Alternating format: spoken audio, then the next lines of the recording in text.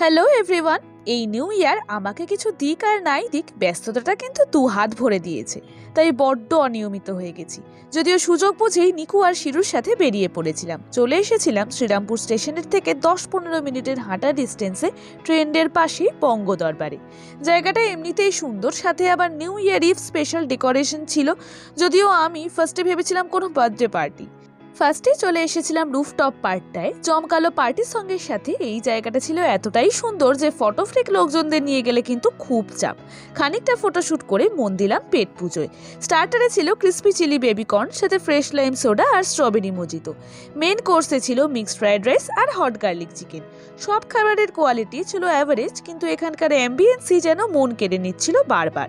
কোটি কোটি ছবি, রিল আর ভিডিও বানিয়ে লিফট থেকে শুরু করে পুরো রেস্টুরেন্ট ভয়ানক পাগলামি করে শীতে কাঁপতে কাঁপতে বাড়ি ফিরলাম, আর বছরের শুরুটাই আমার মিষ্টি হয়ে গেল।